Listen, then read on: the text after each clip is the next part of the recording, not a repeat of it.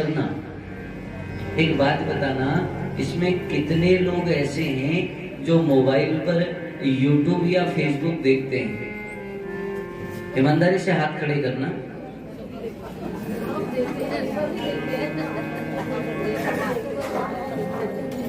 नहीं, हम कोई फैसला नहीं सुना रहे, हम तो जानना चाह रहे थे बस। ऐसा नहीं है कि हम कोई फैसला सुना रहे हैं।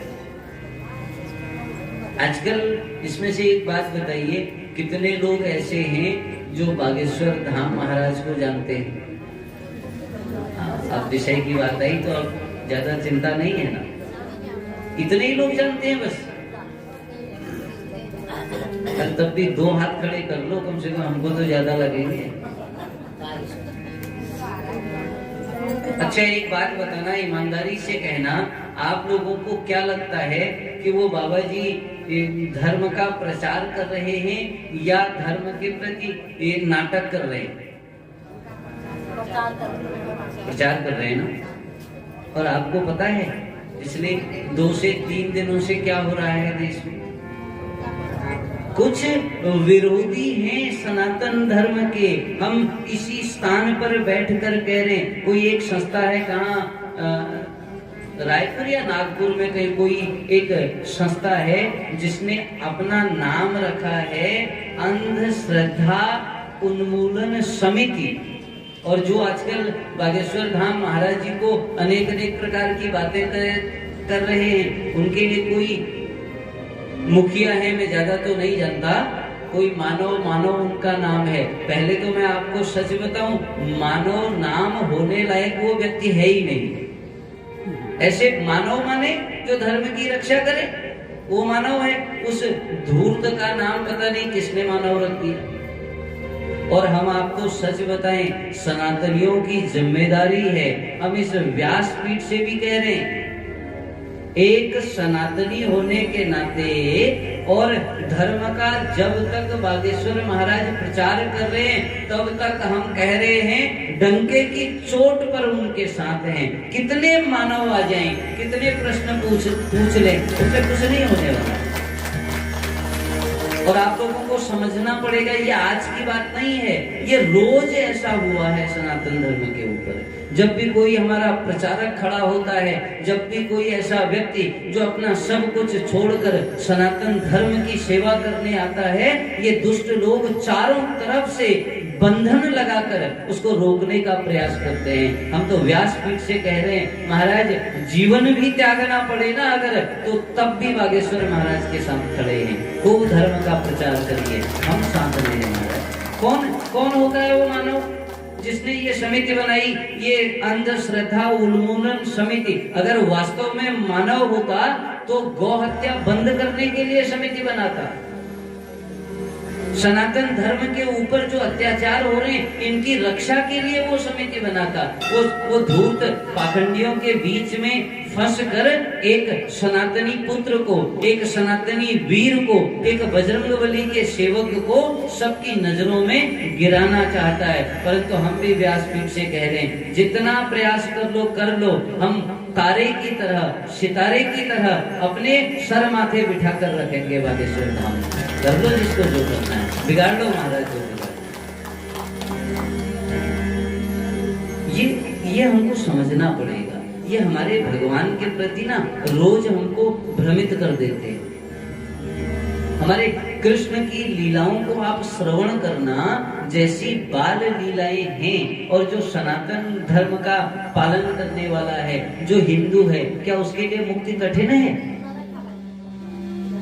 अरे महाराज, कृष्ण हमारे इस भारत भूमि में खेला है, इस भारत भूमि में उसने अवतार लिया है, लीलाएं करी है। और कुछ धूर्त आकर सोचते हैं सनातन धर्म को डिगा देंगे। अरे ऐसे तो कई आकर चले गए महाराज। धर्म सनातन स्थायी है, स्थायी रहेगा। ये भगवान कृष्ण ने भी देखो इतनी लीलाएं इसीलिए की हैं। कोई बड़ा नहीं था कंस को मारना, कोई जरूरी नहीं था उस गोकुल में लीलाएं करना, वो माखन चुराना। क्या भगवान को माखन नहीं मिल रहा था? क्या भगवान को कभी दही नहीं मिल रहा था? वो ये लीलाएं इसलिए की कि जब कलयुग में जो सनातनी होगा, कलयुग में जो सनातनी को बार बार दुष्ट लोग परेशान करेंगे, बार बार दुष्ट लोग उसको कष्ट देंगे, और जब जब वो मेरी लीलाओं को श्रवण करेगा तब तब उसका भरोसा जाग पड़ेगा कि नहीं, मेरा परमात्मा सत्य है। इसलिए भगवान ने लीलाएं करी। कि भगवान की लीलाएं समझने योग्य, इसीलिए हमने कहा आज कथा से पहले कि भगवान की लीलाएं उसी को समझ में आएंगी जिसके मन में श्रद्धा हो।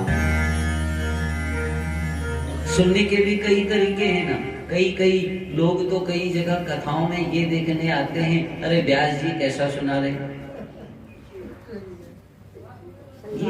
ये परीक्षाओं की घड़ियां नहीं है। ये बात तो सत्य है, हम भी इस बात को कहते हैं कि आपको उसी व्यक्ति का साथ देना चाहिए जो सत्य है, परंतु जहां पर कथा हो रही हो, जहां पर भगवत नाम कीर्तन हो रहा हो, वहां पर परीक्षाओं के लिए नहीं जाना है। अच्छा, दूसरा एक, अब जब बात चल रही है तो हम लोग बात कर ही लेते हैं, और जो लोग रिकॉर्डिंग बीच में बना रहे हैं ना, हम उनसे एक निवेदन करेंगे कि इसको फेसबुक यूट्यूब पे जरूर लगाना ताकि सभी लोग उसको श्रवण करें, और हमें अपने से ज्यादा चिंताएं नहीं है। अच्छा, जो बागेश्वर धाम महाराज बताते हैं, इसमें से पहाड़ी कितने ऐसे हैं जिनके घर में जागरी लगती है? जरा हाथ खड़े करना। और हमने तो सोचा था ज्यादा लोग होंगे, कुछ माताएं तो डर के कर ही नहीं रही है, चलो कोई बात नहीं। अच्छा, एक बात बताना, क्या हमारे जब पहले अभी भी वो होता है जो हमारे घर में वो देवता नाचते हैं ना, क्या वो नहीं बता देते? क्या वो 3 पीढ़ी पुराना नाम नहीं बता देते? बताते हैं ना, 4 पीढ़ी पुराना बता देते हैं ना, किसका क्या लेना देना है बता देते हैं ना। तो जब ये बता देते हैं और जब बागेश्वर धाम भी वही बता दे रहे हैं, तो फिर उस मानव को मिर्ची क्यों लग रही होगी? सोचो जरा, क्यों लग रही होगी?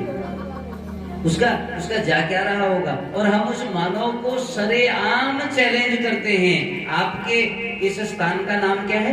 चकरपुर, बनखंडी महाराज चकरपुर ना, चकरपुर में बैठकर उस मानव को चैलेंज करते हैं, एक बार हमारे उत्तराखंड आकर देख ले, हम दिखाएंगे चमत्कार क्या होता है। अरे महाराज, हमारी आस्था